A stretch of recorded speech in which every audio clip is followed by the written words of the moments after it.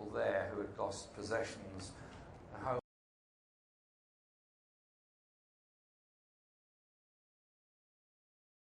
couldn't move, can't get insurance.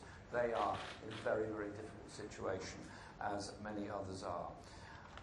What would I have done differently? First of all, convene Cobra immediately to release Belwyn formula money. This is disaster emergency money that can be released through what's known as the Belwyn formula after Lord Belwyn of the past. And that would mean the local authorities had the money immediately to deal with the disaster that the floods are. But secondly, I would be far more assertive and assiduous about flood protection, flood defences and planning, and also the role of the fire and rescue service in this. Just take that in order. First of all, flood defences are a mixture of upstream river management to ensure that floodplains are there and work. They're there for a purpose, because we are getting increasing levels of unusually very, very heavy rain at various times of the year, particularly in the northwest of Britain. Secondly, that the flood defences that have been so grievously cut back over the years need to be put in place, and that means flood defences and overflow systems in all the places. And people were telling me that they were concerned about the quality of dredging of small streams and rivulets that were flowing into the Don in that area. And it's also about the fire and rescue service. They do an incredible job, but they've had a quarter of their staff cut, and they were telling me of their difficulty in just meeting the demands of people. And we would make it a statutory requirement on the fire and rescue service that they deal with flood protection and flood relief, as well as obviously fire safety and fire relief that goes with it. And that will be something we'll make very clear and bring into government. And so I'm very determined to achieve all of that. The cyber attacks that have taken place took place yesterday against the Labour Party platform. It was a very serious cyber attack. We have a system in place in our office to protect us against these cyber attacks, but it was a very serious attack against us. So far as we're aware, none of our information was downloaded, and the attack was actually repulsed because we have an effective in-house developed system by people within our party. But if this is a sign of things to come in this election, I feel very nervous about it all, because a cyber attack against a political party in an election is suspicious and something one is very worried about. A cyber attack has happened in 2017 against our National Health Service is something that is incredibly dangerous to the health records and the healthcare and treatment of potentially millions of people. And so we do need far better defensive arrangements against cyber attacks made against us. As to who undertook the attack, we're looking into all that at the moment, and we've obviously reported the attack to the National Cyber Security Centre, and they will be investigating it as well. On the point about lifelong learning, yes, we will use the VAT vehicle, which I've mentioned to you. As the other aspects of the education policy, we have our meeting this weekend to finally put together all the contents of our manifesto, so I'll have to ask you to contain your excitement for a few more days until the manifesto itself has been released. But I can let you into one secret: you're going to love it.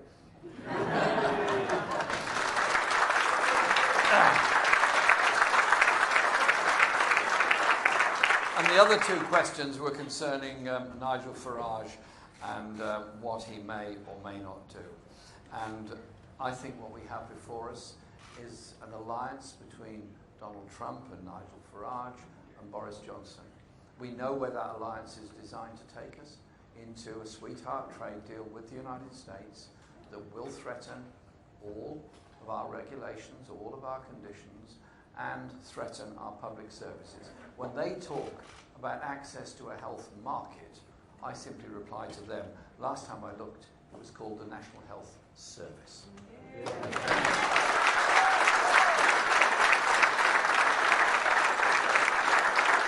And you know what?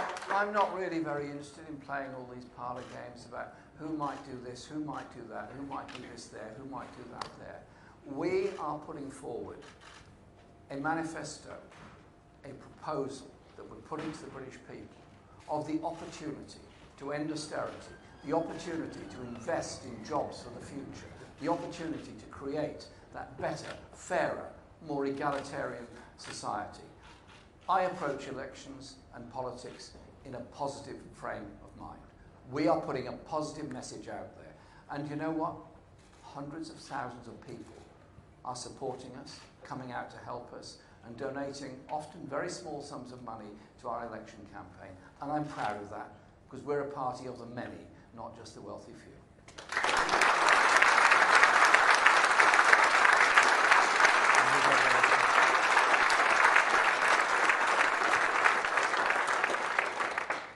Not much more for me to add from what Jeremy said, but to say that one of the things we're absolutely clear on, our manifesto will be a manifesto for putting people first.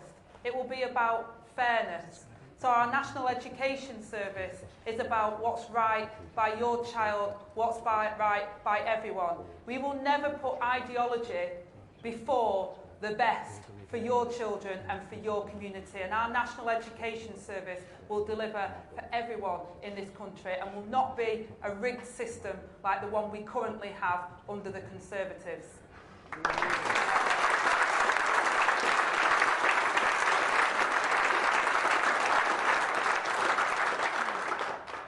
Liz Bates, Channel 4 News.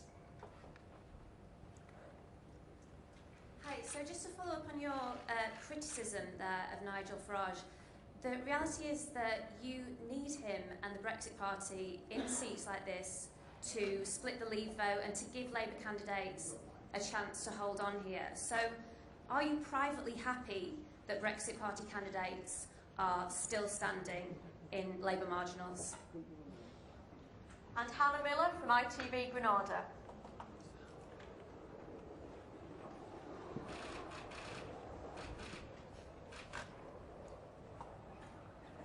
On a similar topic, Mr Corbyn, you're here in Blackpool South where 2/3 of people voted to leave. Isn't the truth of this that you can have all the education policies you like, but people are looking to other parties to take us out of the EU? And I believe we have James Graves from the Blackpool Gazette.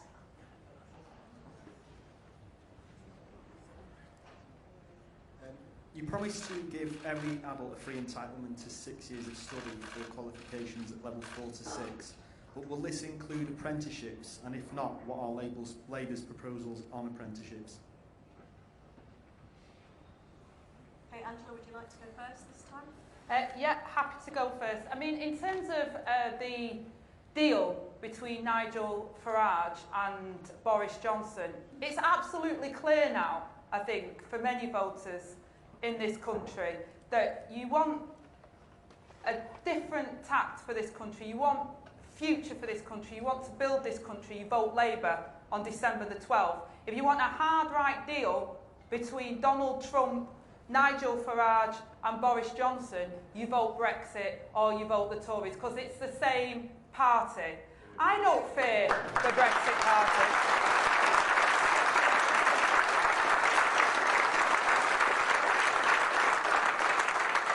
I've been disgusted by what some in the Brexit Party and in the Conservatives, including our Prime Minister, of what he said to try and divide communities like ours in the North West. I represent Oldham, and we know what the politics of hate can do. And my community, I'm confident, will reject Boris Johnson and Nigel Farage pact, and we'll see that the Labour government that they're going to get will knock the socks off the 1945 Labour government and rebuild our communities again. So I don't fear the Brexit Party or Boris Johnson. Bring it on.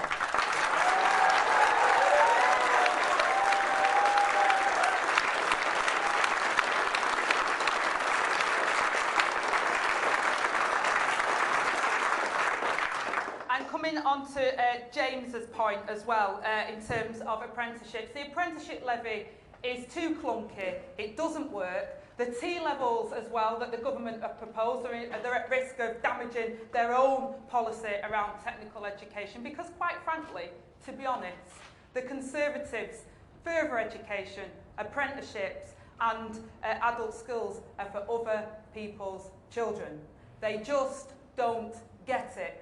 We will work with employers to ensure that we have a decent apprenticeship scheme and offer, which we'll talk about as part of our manifesto launch, which will mean that actually our children that go on these apprenticeships will get guaranteed jobs at the end of it and a skill that's worthwhile that they can take forward. And I think that's the best and what we should be doing to our young people.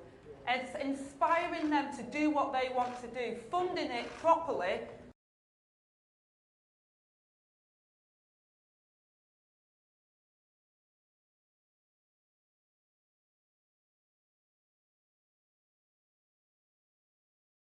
to make sure that providers can deliver quality we face, whether that's through climate change, whether that's through peace across our nations. We will continue to deliver that and lead by example in the UK when Jeremy Corbyn is the Prime Minister.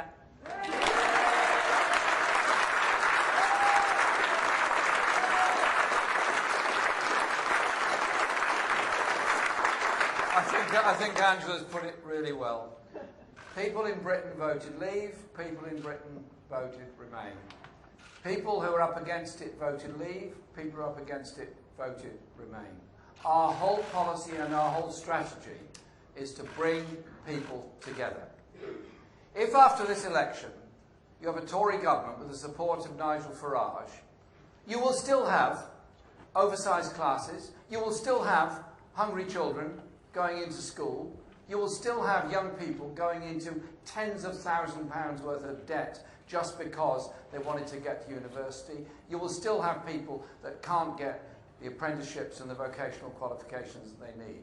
So when you say to me, talk about education all you like, I like talking about education and I will, because I'm passionate that I want the very best for every child in this country, irrespective of their parental income. And I want an education system that delivers it. A national education service will be our legacy, and it will be our message and our gift to the British people.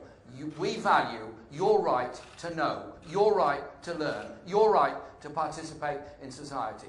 Lack of education and poverty is such a waste of resources, waste of time, and waste of opportunities for the future. And so, I say to people, however you voted in the referendum, we will negotiate an agreement with the EU on the basis of which we would leave that would protect the market access, would protect the rights, and would protect the very precious Good Friday Peace Agreement in Northern Ireland. And put that alongside Remain as an opportunity for people to make up their own minds and their decision at that time. This is a way of bringing people together. Farage and Johnson only offer division, division, division, and a deal with Donald Trump. And you'll then be saying, whatever happened to our wonderful National Health Service? Whatever happened to all the regulations that we had that protected our rights at work, our right to clean environment, and our right to safe food? All of that is at risk with the kind of trade deal they want to do with the USA. We will have none of it. The Labour Party's whole objective is to improve people's living standards, not attack them.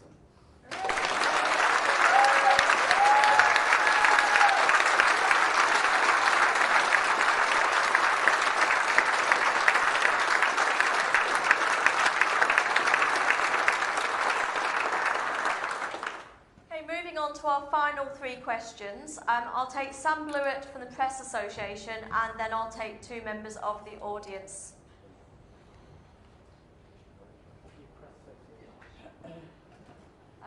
Sam from PA, thank you.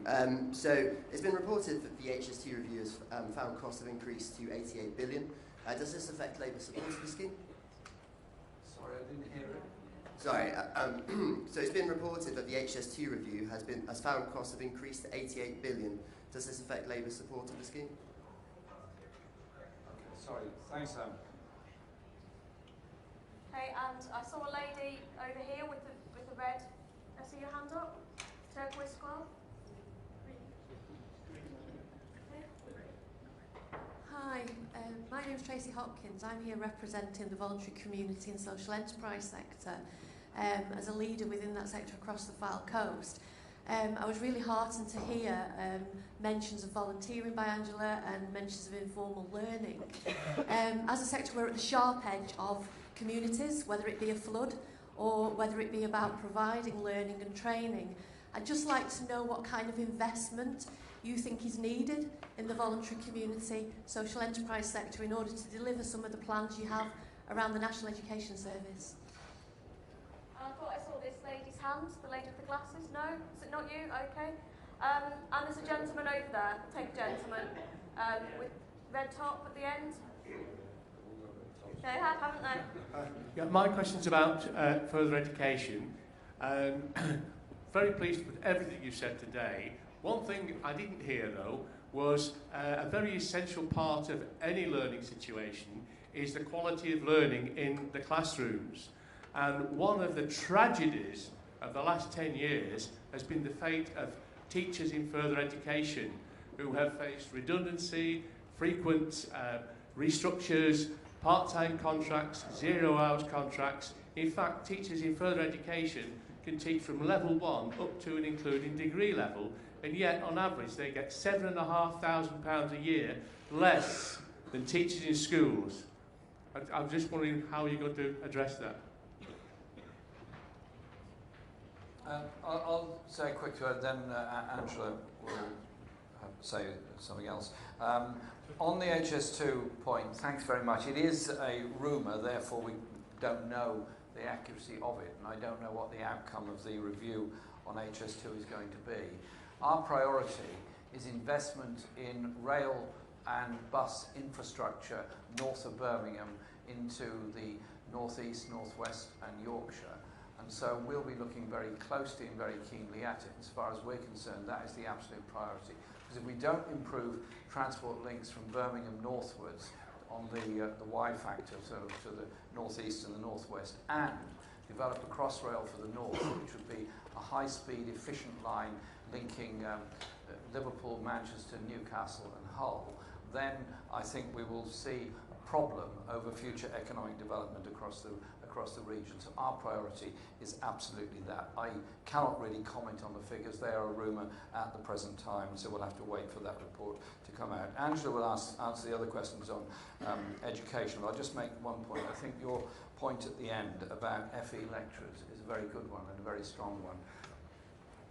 As a young person working in the trade unions in the National Union of Public Employees, I worked with many unions, including people that were organising in both schools and FE sector. There was a time when being an FE lecturer was seen as a good job. It was a permanent job, it was pensionable, it was secure, and it was one that was a very respected profession. I now meet FE lecturers who are on dozens and dozens of individual contracts with bits and pieces of teaching they would do. In reality, their lives are very insecure, their job prospects are very insecure, and many are virtually or totally on 0 hours contracts. If we're to deliver the education service that we want, then there has to be an improvement in the working conditions of lecturers in colleges, and there has to be a lot of attention given to the stress levels amongst teachers in schools. Because when young people go to college and uni in order to become teachers, they're passionate to become teachers, love the idea of teaching children. Then they get into schools and find the stress imposed on them of the competition, of the league tables, of the testing. They just can't hack it, so they leave the profession. Any profession that's losing the numbers of people that the teaching profession is, government should step in and say there's something gone badly wrong here. That's why Angela and I have looked very carefully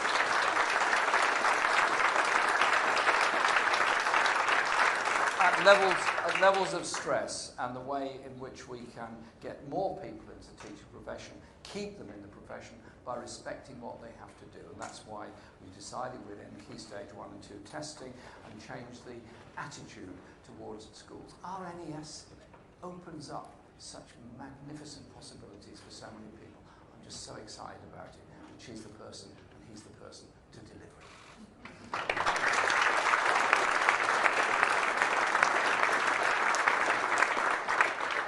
So Jeremy's absolutely right about the transport infrastructure in the north, and we've seen that whether that's through the commissions that have been done, whether that's through the work that we've argued for some years as members of Parliament across the whole of the north. We have to have that investment. If you look at how much money is spent per head of population in the south compared to that investment in the north, it's a scandal.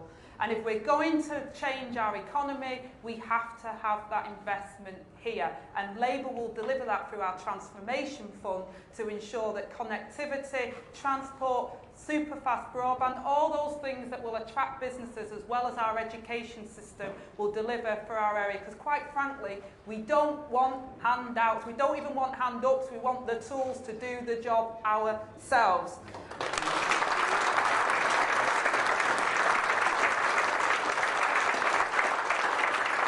And that brings me on to the point that the gentleman made about FE.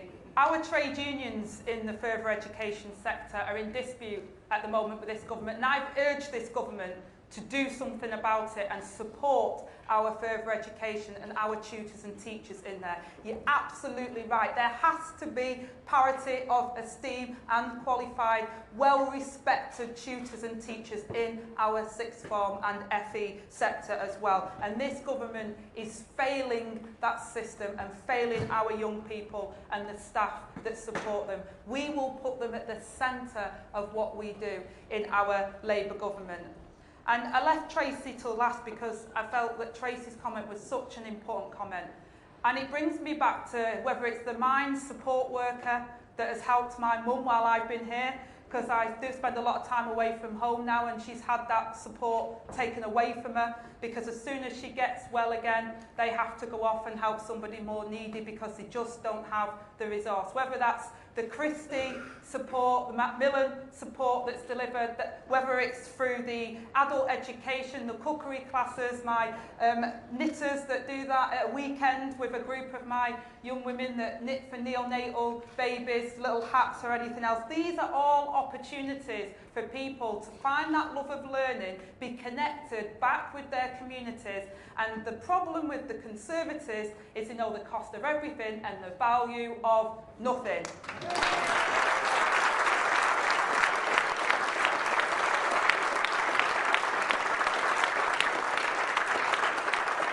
I'm proud of the community and voluntary sector. Do you remember when David Cameron used to talk about big society? He didn't, and the Conservatives have failed to support our community and voluntary sector, who quite frankly are our heroes every single day. When you've seen the 9 years of austerity and the cuts that our communities and public sector have faced, it's been the community and voluntary sector at the coalface supporting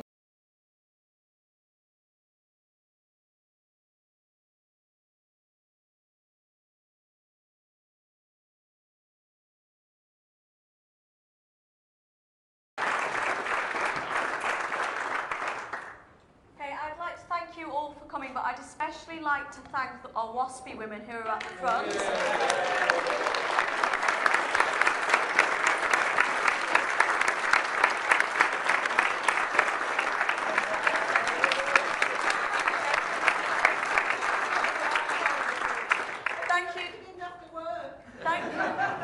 Thank you so much for coming. We really do recognise the injustice that you've been faced with, and we will do something about it.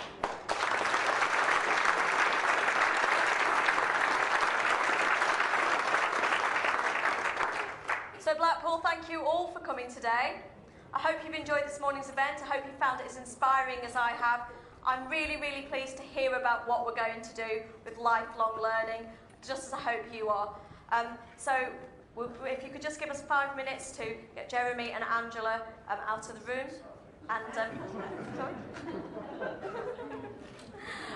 So if you could just give us 5 minutes to leave the stage and then go, really? For want of a better word. We've got campaigning to do after that. Yeah, go on campaign.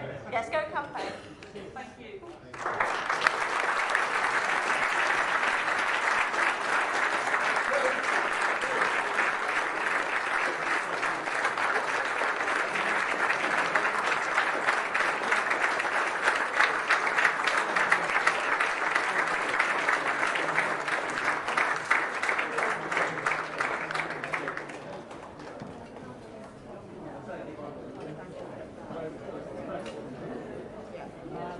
Yeah, the lunch proposal.